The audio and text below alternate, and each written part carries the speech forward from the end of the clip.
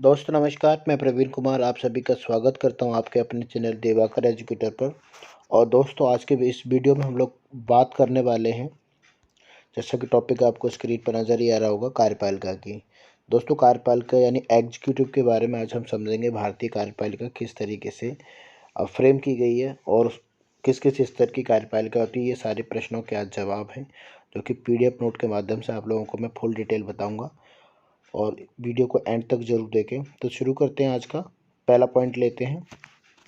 पहले पॉइंट में दोस्तों यहाँ लिखा हुआ है, सरकार का वह अंग जो विभिन्न नियमों कायदों को लागू करता है। आपको याद रखना है, सरकार, हमने विधायिका में पढ़ा था कि विधायिका का कार्य होता है कानून को बनाना, किसी भी विधि निर्माण करने का कार्य उसका है, लेकिन उसको लागू कराने का जो जिम्मा होता है वो किसका होता है? वो होता है कार्यपालिका का। तो इसकी जो मेन कार्य है वो है हमारा, जो भी कानून बनता है विधायिका के द्वारा उसको लागू कराना। तो साफ साफ लिखा हुआ है, और प्रशासन का कार्य करना, ये पूरा उस काम को संभालती है कार्यपालिका। आगे पॉइंट लेते हैं दोस्तों। इसमें आगे लिखा हुआ है कि भारत में संसदीय प्रणाली है। सभी को पता है हमारे भारत में संसदीय प्रणाली है, और संसदीय प्रणाली में प्रधानमंत्री जो होता है सरकार का मुखिया होता है, यानी प्रमुख या प्रधान कह सकते हैं आप उसको, होता है। भारत जो है हमारा एक संघीय राष्ट्र है, और संघीय राष्ट्र में जो कार्यपालिका के दो स्तर हैं। कार्यपालिका दो स्तर पर होती है, एक होती है केंद्र स्तर पर, एक होती है हमारी राज्य स्तर पर। जो केंद्र स्तर की राज्यपालिका वो क्या होती है, राज्य स्तर की कार्यपालिका क्या होती है, तो इसके बारे में थोड़ा जान लेते हैं। तो पॉइंट लेते हैं पहला, कि आखिर केंद्र स्तर की जो कार्यपालिका होती है उसे किसे कहते हैं। यह लिखा हुआ है, केंद्रीय कार्यपालिका जो पूरे देश की कार्यपालिका होती है, यानी पूरे राष्ट्र की कार्यपालिका होती है। केंद्रीय कार्यपालिका के जो अंग हैं, आप लोगों को जानना है कि इनके अंदर कौन कौन व्यक्ति आते हैं। तो प्रधानमंत्री, राष्ट्रपति हैं हमारे, और उपराष्ट्रपति हैं।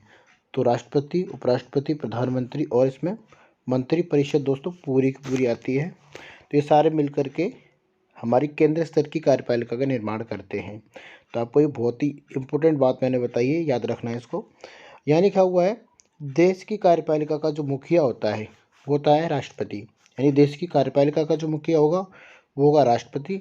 लेकिन यहाँ पे एक पॉइंट और याद रखना है, प्रधानमंत्री जो होता है, प्रधानमंत्री देश और सरकार का वास्तविक हेड होता है, और जो हमारे राष्ट्रपति होते हैं ये होते हैं हमारे औपचारिक हेड। ठीक है।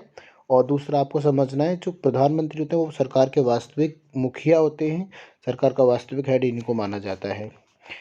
आगे पॉइंट लिखा हुआ है, प्रधानमंत्री और मंत्रिपरिषद को ही सरकार कहते हैं। हम कहते हैं अक्सर कि बीजेपी की सरकार है, फलानी पार्टी की सरकार है, तो इसका मतलब ही यही होता है कि प्रधानमंत्री और प्लस में इनका जो मंत्रिपरिषद पूरा मिलकर के सरकार का निर्माण करता है। तो आपको ये याद रखना है। नेक्स्ट पॉइंट लेते हैं दोस्तों। नेक्स्ट पॉइंट में बोलते हैं कि मंत्री जो परिषद होती है, मंत्री परिषद को 3 भागों में बांटा गया। यहाँ पे मुख्य रूप से इसके 3 भाग हैं। पहले नंबर पर जो पहली कैबिनेट मंत्री होते हैं, दूसरे फिर राज्य मंत्री होते हैं, फिर उप मंत्री होते हैं। इन मंत्रियों को इनके ओहदे के हिसाब से होता है कि इसमें कैबिनेट के जो मंत्री होते हैं, कैबिनेट मंत्री मुख्य मंत्रियों को इसमें चुना जाता है। बाकी राज्य स्तर के मंत्री होते हैं, फिर इनके उप मंत्री होते हैं, मंत्री सहायक मंत्री होते हैं, इनकी सहायता करते हैं एक तरह से। लेकिन कैबिनेट में बड़े बड़े जो मंत्रालय हमारी मिनिस्ट्री हैं, इनको दी जाती है कैबिनेट मंत्रालय। तो इसका याद रखना है, इसका डिवीजन पूरा का पूरा मैं आपको नेक्स्ट वीडियो में ज़रूर बताऊंगा।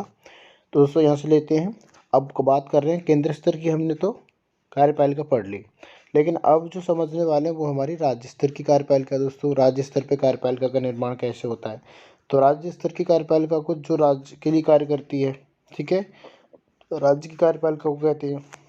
इसमें लिखा है राज्य स्तर की कार्यपालिका में जो कौन कौन व्यक्ति होते हैं, अंग क्या है इसके, तो इसमें कहते हैं राज्यपाल, मुख्यमंत्री, और इनका भी मंत्रिपरिषद होता है दोस्तों। तो राज्यपाल, जैसे कि वहाँ केंद्र स्तर की कार्यपालिका में राष्ट्रपति की भूमिका होती है, वही राज्य स्तर की कार्यपालिका में किसकी, राज्यपाल की भूमिका होती है। ये सरकार का वास्तविक हेड होता है, मुख्यमंत्री हमारा। इस तरीके से मंत्रिपरिषद ही होती है हमारी, जो कि मुख्यमंत्री की ही होती है, चीफ मिनिस्टर की। नेक्स्ट पॉइंट लिखा हुआ है, राज्य की कार्यपालिका का जो मुखिया है वो तो राज्यपाल है, यानी राज्य की कार्यपालिका का मुखिया हमारा गवर्नर ही होगा। राज्य की कार्यपालिका ध्यान रखना, केंद्र में कौन है, राष्ट्रपति, लेकिन राज्यों के अंदर कार्यपालिका का जो अध्यक्ष होता है, मुखिया होता है, वो होता है हमारा राज्यपाल। नेक्स्ट पॉइंट है दोस्तों, इसमें जो इम्पोर्टेंट है वो आपको समझना है। आगे लिखा हुआ है, लेकिन राज्य स्तर पर अगर सरकार के मुखिया की बात की जाए तो हमारे मुख्यमंत्री साहब होते हैं, चीफ मिनिस्टर साहब, ठीक है, सीएम साहब। तो ये बात आपको पूरी याद रखनी है। और वही अगर सेंटर पे पूरी कोई पूछता है कि सेंटर पे भाई कौन होता है, तो आपको पीएम का याद रखना है, प्राइम मिनिस्टर होते हैं।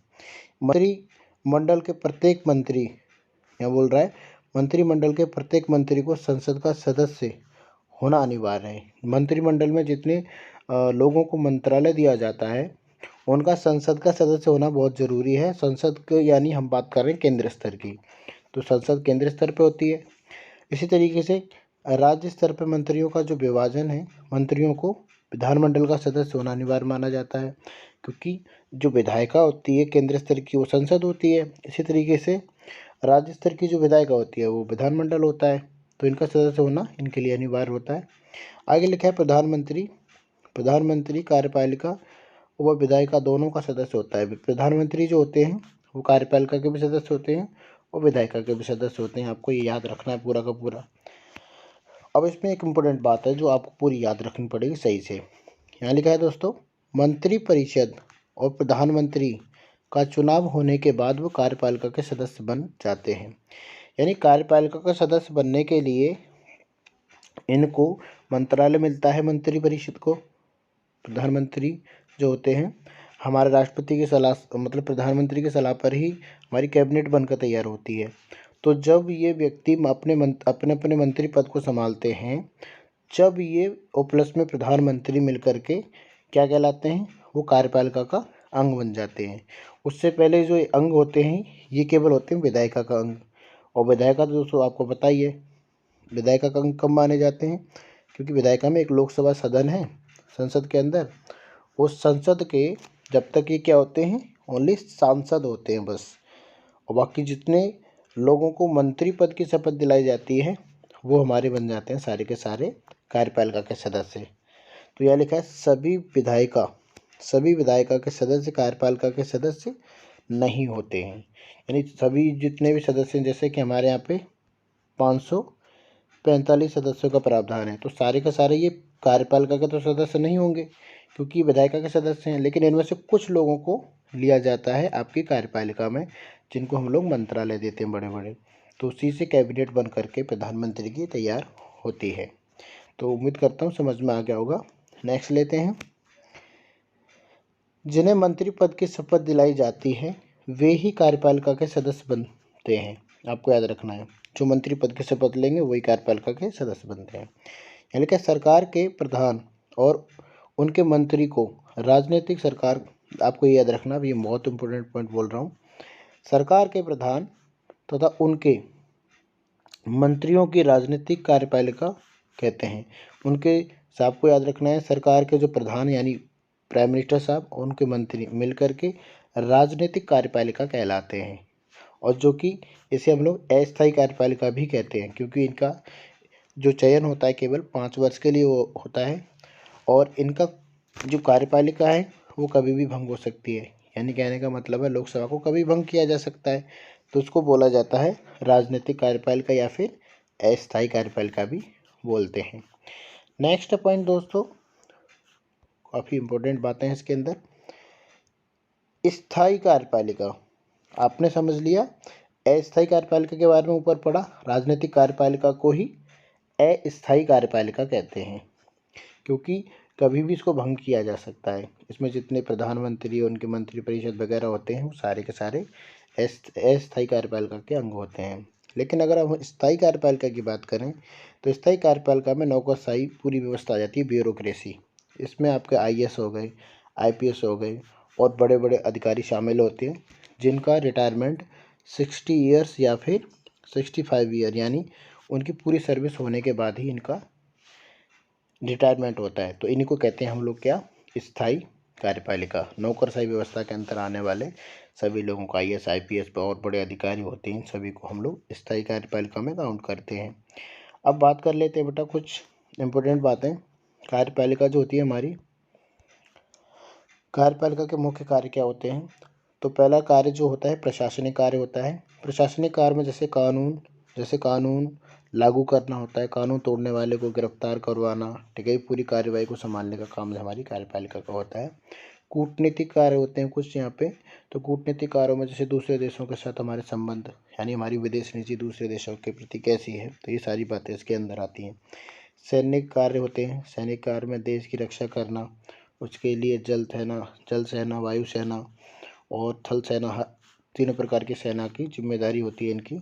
उनके लिए अत्याधुनिक हथियारों को मुहैया कराना, सुरक्षा करना देश की।